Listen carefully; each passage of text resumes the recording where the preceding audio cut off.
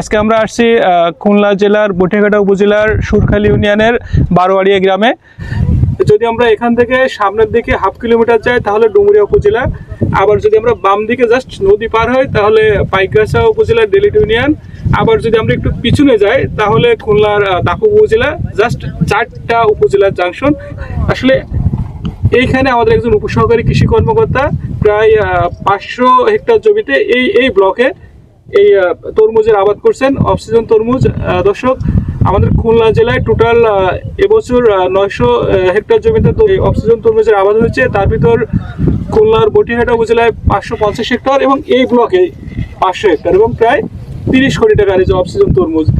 তো আসলে এখান থেকে 4-5 বছর আগেও ঘেরের পরে অফ সিজন তরমুজ কেন কোনো ফসলই ছিল না, শুধুমাত্র লবণ পানি, এবং কৃষক ঘের করে এখানে নিচে মাছ চাষ করতেন। এবং এই যে আমরা দেখতে পাচ্ছি ডান পাশে কৃষক এই যে জায়গা, এখানে আমন ধান এবং এর পরবর্তী সময়ে এই যে পানি ধরে রেখে উনি বড় আবাদ করতেন। তো সেখানে দেখেন যে আমরা দেখতে পাচ্ছি এই যে সারা বছর ধরে ঘেরের পরে বিভিন্ন ধরনের সবজি এবং এই অফ সিজন তরমুজ এই সময়ে, এবং পাশাপাশি নিচে মাছ এবং এই যে ধান সারা বছর। আসলে যে অবহেলিত জায়গা যেখান থেকে কোনো কিছু সম্ভব ছিল না, একসময় এখানে জমি বিক্রি হতো না। তো দেখেন এই একটি জায়গা থেকে যে পরিমাণ ফসল এবং যে পরিমাণ অর্থ ইনকাম করা সম্ভব হচ্ছে, এটি আসলে প্লেনল্যান্ডে যেখানে সারা বছর ধরে ফসল হয় সেখানেও সম্ভব ছিল না। অভাবনীয় সাফল্য। দর্শক, আমরা এটি দেখার জন্য আজকে এই মাঠে এসেছি। আমাদের সাথে আছেন আমাদের কৃষক নারায়ণ মণ্ডল। আসলে উনি অনেক জাতের তরমুজ এর আগে আবাদ করেছেন। তো ওনার কাছে এই যে জাতটি আপনারা দেখতে পাচ্ছেন আস্থা জাত, এটি সবচেয়ে ভালো মনে হয়েছে। এবং এই যে জাতটি, এটি আসলে এই খুসা, যেটা বাইরের খুসা, এটি একটু পাতলা, এবং এই যে ডুয়া কাটা যে তরমুজ, এই ডুয়া কাটার যে কালারটা গাঢ় সবুজ রঙের এবং ভিতরেটা অত্যন্ত লাল, এবং এটি অত্যন্ত মিষ্টি একটি তরমুজ। তো দর্শক, আর কথা নয়, চলুন আমরা আমাদের কৃষক নারায়ণ মণ্ডল তার সাথে কথা বলি এবং তার কাছ থেকে এ বিষয়ে আরো বিস্তারিত জেনে নিই। হ্যাঁ, কেমন আছেন? ভালো আছি। আপনি ভালো আছেন? হ্যাঁ, ভালো আছি। আপনি এই তরমুজের আবাদ করছেন কত বছর ধরে? এই 2020 সাল থেকে এই তরমুজের আবাদ আরম্ভ করি। ও আচ্ছা, প্রথমে কি এই আস্থা জাত দিয়ে শুরু করেছিলেন না অন্য জাত করেছিলেন? অন্য জাত দিয়ে শুরু করেছিলাম। আচ্ছা, তারপরে এই আস্থাটার চাহিদা, বাজারে চাহিদা বেশি বলে আস্থা লাগালাম। আস্থার চাহিদা খুবই বেশি। এর চাহিদা বেশি হওয়ার কারণ কি?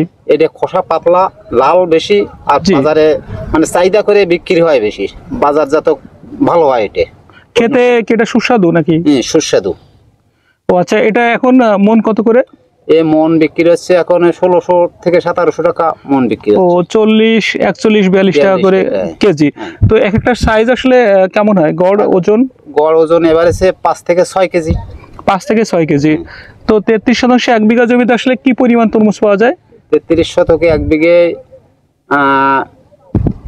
মন যদি হিসাব করি তাহলে কয় মন পাওয়া যেতে পারে গড়ে? 1-1.5 মন পাওয়া যায়। 150 মন। তো সেক্ষেত্রে তো অনেক টাকা। তো 33% 1 বিঘা চাষ করতে কেমন খরচ হয়? 33 শতকে 1 বিঘে চাষ করতে খরচ হয় 20 থেকে 25 হাজার টাকা। 20 থেকে 25 হাজার। আর এটা বিক্রি হয় কত টাকা? 1 থেকে 1.5 লক্ষ টাকা বিক্রি হয়। ও আচ্ছা, এটা জীবনকাল কতদিন এটার? 90 দিন। 90 দিন। এই 90 দিনে আসলে কয়বার উত্তোলন করা যায়? 5 বেরা 4 বেরা এরকম কাটা যায়। তো 4 থেকে 5 বার হারভেস্ট করা যায়। বৃষ্টি ভালো থাকে তাহলে 5 বেরা যায়, আর যদি বৃষ্টি একটু রোদ্দুর তার বেশি থাকে তাহলে 4 বেরা যায়। তো প্রথমবার আসলে কতদিন পর এটা কাটেন? প্রথমবার ফল আর আছে 20 থেকে 20 দিন, 15 থেকে 20 দিন অন্তর কাটা যায়। অর্থাৎ প্রথমে তো 25 থেকে 30 দিন বয়সে ফুল আসে, ফল হওয়া শুরু করে ওর 20 থেকে 25 দিন, অর্থাৎ 50-55 দিন পরে কাটা যায়। তারপরে আবার ওই কাটার পরে আবার সার ওষুধ দেওয়ার পর আবার ফল আসে। ফল আসার পরে ওই ফল আর কিছু থেকে যায়, ফল তো সব কাটা হয় না, বেছে বেছে কাটা হয়। পরে ওই ফল আবার 10-15 দিন পরে আবার কাটা যায়, আর ওই পরিমাণে কাটা যায়। এইভাবে 4-5 বেরা কাটা যায়। 4-5 বারে কাটা যায়। তো আপনি টোটাল এবছর কতটুকু জমিতে তরমুজ লাগিয়েছেন? এবছর আমি লাগাইছি 4-5 একর। 5 একর, অর্থাৎ 15 বিঘা মতো। 15 বিঘা মতো। আচ্ছা, তো এই 5 একর জমিতে কত টাকা খরচ হয়েছে?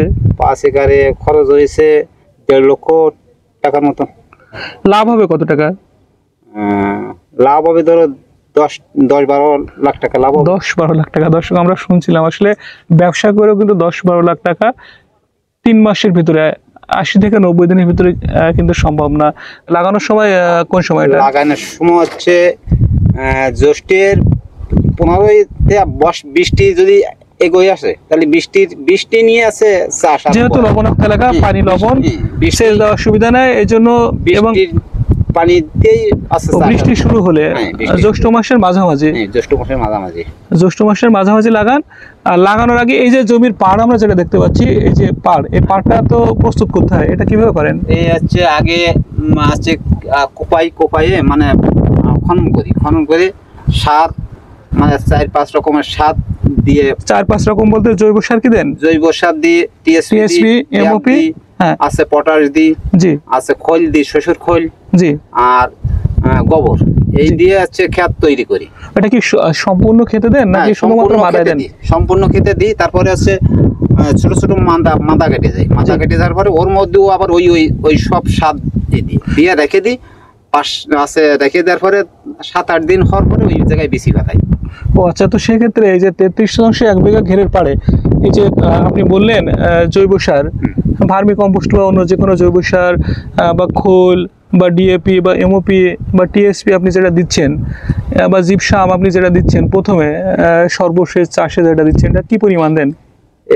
সীমিত, মানে এবার সে 25 গ্রাম, মানে সপ্তাহ 25 গ্রাম, যতগুলো মাদা হবে ওই হিসাব করে 25 গ্রাম হিসাব করে যেটা আসে, তাই তো?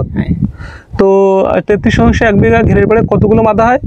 33 শতকে 1 বিঘা ঘেরের পাড়ে মাদা হয় ঘেরের মানে বেড়ি নিয়ে আয়তন হিসেবে হয়। গড়ে কেমন হয়? আমার এই গেরটা আছে বড় ঘেরের আছে মাদা কম হয়, ছোট ঘেরের মানে বেড়ি বেশি হলে মাদা বেশি হয়। 30% মাদা হয় 350 থেকে 400, 350-400। তো এই আপনি সার দিলেন, দিয়ে এই যে জমিটা প্রস্তুত করলেন, তারপর মাদা তৈরি করলেন, তাই তো? মাদায় কি কি সার দেন? ওই একই টিএসপি, ড্যাপ আছে, খোল আছে, গোবর, এমওপি, জিপসাম। এই কতটুকু দেন সব মিলিয়ে যে একটা মাদায়? 150 থেকে 200 গ্রাম, 150-200 গ্রাম দিয়ে তারপর লাগিয়ে দেন, তাই তো? না, ওই দিয়ে মানে রেখে দেওয়ার পরে ওই 8-10 দিন পরে তারপর ওই জায়গায় আছে বিচি রোপণ করি। বিচিটা সরাসরি লাগাই দেন? সরাসরি। বীজ কি আগে ভিজায় রাখেন? ভিজাই করে নি। কতক্ষণ? 24 ঘন্টা। 24 ঘন্টা একদিন? 2 মাসে আজকে রাত্রি ভিজাবো, কালকে সকালে উঠে হোমে দিয়ে রাখবো। রাখার পরে ওই তার পরদিন সকালে ওই বিচি রোপণ করা যায়। ও, রোপণ করার পরে তারপরে পরিচর্যাগুলো কি? পরিচর্যা তারপরে ওই অনেক সময় গেলে বৃষ্টি যদি বেশি হয় গেলে ঢাকার পরে ওই গাছ উঠে যাওয়ার পরে ওই গোড়ায় একটু মাটি টাটি দেওয়া হয়। একটু জৈব সার দেন না ধানের চিটা বা জৈব সার? যখন পাতায় সেই সময় জৈব সার দিই। ওই যে সময় বিচিটা রোপণ করব ওই জায়গায় আগে জৈব সার দিই, তারপরে আছে ফলাডিন দিই, মানে পোকার যাতে গাছটা নষ্ট না করে দেয়। তারপরে কার্বোফ্লুরান গ্রুপের যে দানাদার, যেটা দানাদার, ওইটা দেওয়ার পরে ওই বিচি দিলে আর পরে কিছু দেওয়া লাগে না। জি, তো ওই সময় তো লাল পোকা আসে, আপনারা ওই যে পামকিন বিটিল যেটা আপনারা লাল পোকা বা বউ পোকা বলেন, তো এটার জন্য কি কোনো ব্যবস্থা নেন কিনা? ওই যে দিনে ফলাডিন দিই, ওতে হয়ে যায়, তাই তো? হয়ে যায়। তারপরে তো আসলে ওই যে মাকড় আসে, তারপর হলো থ্রিপস আসে, যে পাতা কুচকায় দেয় বা খেয়ে নেয়, এগুলো আসে না, তাই না? আসে না। ও আচ্ছা আচ্ছা। তো তারপরে তো আস্তে আস্তে বড় হয়, তাই না? তারপরে সার দেন কখন? বড় হওয়ার পরে ওই গাছটা যখন 1 বিঘে মোটমাত হবে সেই সময় চাপান দিই। ও, চাপানে কি কি সার দেন? চাপানে দিই আছে 10-12 রকমের দিতে হয়। হ্যাঁ, কি কি বলেন? অল্প দিই, ইউরিয়া দিই, আছে ওই সময় TSP, MOP, TSP, gypsum, graph plus দিই, আছে ব্যাঙ্গ দিই, মানে বিঙ্গো বোরন, হ্যাঁ। তারপর বিভিন্ন রকম। তো আচ্ছা, আপনি বলেন ইউরিয়া দেন, টিএসপি দেন, এমওপি দেন, জিপসাম দেন, বিঙ্গো বোরন দেন, বোরন দিই, তারপর হচ্ছে ক্রপ প্লাস যেটা থিওবিট দেন। এই সব মিলিয়ে একটা মাদায় কি পরিমাণ দেন? বেশি না, ওই 10 থেকে 15 গ্রাম একটা পড়ে। তো সব মিলিয়ে এরকম 50-60 গ্রাম মতো? 50-60 গ্রাম। ও তো দিয়ে আছে গাছের মুঠোমাত দূর থেকে দিই। আচ্ছা, গাছের গোড়া থেকে হচ্ছে মুঠোমাত দূরে ওই 10-15 ইঞ্চি একটা মানে আছড়া দিয়ে নিয়ে আছে করে নি, মানে আগলা করে নিই, আগলা করে নেওয়ার পরে ওর পরে দিই। এই তারপরে কি আর সার দেন? তারপরে আর সার দিই না, তারপরে যখন ফল আসে জি সেই সময় গোলা সার দিই। গুলা সার, গুলা সারটা কিসের গুলা? ওই ওই এই এই যে জাতীয় সার, এই গোলা মিশ্র সার, বিভিন্ন সারের বিভিন্ন সার মিশ্রণটা দিয়ে মিশ্র করে গুলে পানিতে- পানিটা হচ্ছে গাছের গোড়ায় দেন না গোড়া থেকে একটু দূরে দেন? ওই ওই মোটামুট দূর থেকে 10-15 ইঞ্চি দূরে দিয়ে দেন। 10-15 এই- গাছের গোড়ায় দিলে গাছটা মারা যায়। হ্যাঁ 3 বার দেন তাই তো? 3 বার। তারপরে এই যে যেটা এই যে নেট দিয়ে যে মাছা তৈরি করছেন, এই মাছাটা দেন কতদিন বয়সে? এই মাছাটা তো দেয় গাছ গাছ দেওয়ার পরেতেই মাছ আরম্ভ করি, মানে না দিয়ে পড়া ও চারা লাগানোর পর বা বীজ লাগানোর পর পরই এটা দিয়ে দেন তাই তো? ওই মধ্যে দিয়ে হাঁটতে গেলে গাছের নষ্ট ক্ষতি হয়। ও আর এই ফুল আসে কতদিন বয়সে? ফুল আসে 10-15-20 দিন পরেই ফুল এসে যায়। ও 20-25 দিনের মধ্যে পরেই ফুল আসে। ফুল আসে। তারপরে এই যে ফল হয়, এই যে ফলের সাইজ আসলে কতটুকু হলে এই যে আপনি নেট বেঁধে দেন? এই 2 কেজি 1.5-2 কেজি হওয়ার পরে নেট বেঁধে। 1.5-2 কেজি। তো একটা বিষয়, আমরা তো অন্য জায়গায় নেট দেখছি আসলে যে নেট কিনতে পাওয়া যায় বাজারে, আসলে যে নেট দিয়ে লোক বাজার করে ওই নেট বাদে, তো আপনি দেখছি এখানে নেট কিনে এসে একটা নতুন একটা পদ্ধতি আমরা দেখতে পাচ্ছি যে আপনি বেঁধে দিয়েছেন নিজে নিজে তৈরি করে। এই আইটে তো ওইটা আসলে দেওয়ার কারণ কি? এই নেটটা দিয়ে পরে খুলে রাখি, খুলে রেখে পরে 4-5 বছর এটা ব্যবহার করা যায়, 5-7 বছরও ব্যবহার করা যায় যদি আমি যত্ন করে রাখি। আর ওই নেটটা অনেক সময় তরমুজটা বড় হয়ে গেলে ওই ফেটে যায়, ফেটে নষ্ট হয়ে যায়। জি অনেক সময় ছিঁড়ে পড়ে, জি। এই জন্য এই নেটটা আমরা ব্যবহার করি। এতে ছিঁড়ে পড়ার কোনো এতে ছিঁড়ে সম্ভাবনা পড়বে নেই। না। এখান থেকে খুলে নিয়ে এই যে খুলে নিয়ে পরবর্তী বছর ব্যবহার করা যায়। ব্যবহার করা যায়। তো সেক্ষেত্রে তো নেট খরচও কম লাগছে। কম হয়, প্রথমে একটু দেখা যায় বেশি, ওই নেটটা 1 বছরের জন্য 2 টাকা 2.5 টাকা পড়ে, আর এ 4 টাকা পড়ে। আচ্ছা, তো 3-4 বছর ব্যবহার করা যায়। 8-10 বছরও যায়। আচ্ছা, তারপরে আপনার এই যে তরমুজ হলো, তো এখানে কিছু রোগ হয় আমরা জানি, এই যে কাণ্ড ফেটে যায়, ফেটে যায় কষ মতো বের হয়, গাছ শুকিয়ে যায়, এই রোগ কি হয়েছিল এখানে? না হয়েছে আমাকে। আর আরো কিছু রোগ হয়, মোজাইক রোগ, যেটা দেখবেন যে গাছ হলুদ হয়ে যায়, পাতা হলুদ হয়ে যায়, দেখছেন না এটা? হয় সে মোজাইক গাছ ভাইরাস। অনেক সময় অনেক গাছ ভাইরাস লাগে সেই গাছটা ওগুলোই ফেলাই দিয়ে। আর এখানে পোকা লাগে তো কিছু পোকা, এই পোকার জন্য কি কোনো ব্যবস্থা নিয়েছেন?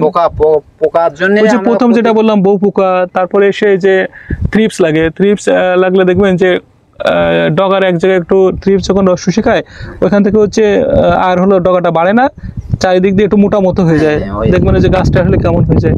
তো এটার জন্য এটা কি লাগছিল? না এটা লাগেনি।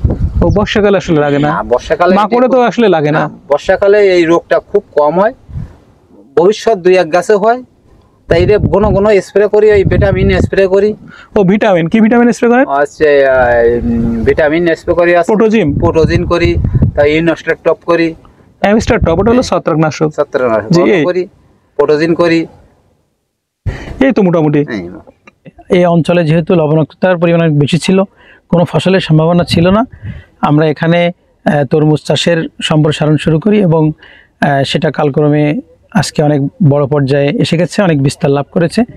এবং যেহেতু এই মূল যখন তরমুজের মৌসুম থাকে তখন তরমুজের দাম কিছুটা কম পাওয়া যায়, যে কারণে এটা অমৌসুমের তরমুজ, যেটি কৃষক খুব বেশি লাভবান হয় বলে এই অমৌসুমী তরমুজটা অনেক বেশি বিস্তার লাভ করেছে এই অঞ্চলে।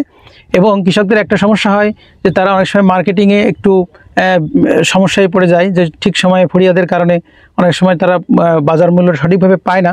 সেজন্য আমরা সরকারিভাবে অন্যান্য দপ্তরের সাথে সমন্বয় করে সবসময় চেষ্টা করি কীভাবে একটা নির্বিঘ্ন মার্কেটিং পলিসি যেন থাকে, যাতে কৃষকরা তাদের ন্যায্য দামটা পেয়ে যায়। তো আমরা কৃষকের সঙ্গে কথা বলেছি, তারা ইতিমধ্যেই যে ফলগুলো বিক্রি করেছে তারা ন্যায্য দাম পেয়েছে এবং তারা খুশি। এবং আমরা আগামীতে চেষ্টা করব যে এই অঞ্চলে যাতে এই ফসলটা যে আরও বেশি সম্প্রসারণ করা যায়, এই অঞ্চলের অর্থনীতির পাশাপাশি এদেশের অর্থনৈতিক উন্নয়নে যাতে এর অবদান থাকে, সেজন্য আমরা আগামীতে কৃষি বিভাগের আওতায় এই চেষ্টা করে যাব আমরা সবসময়।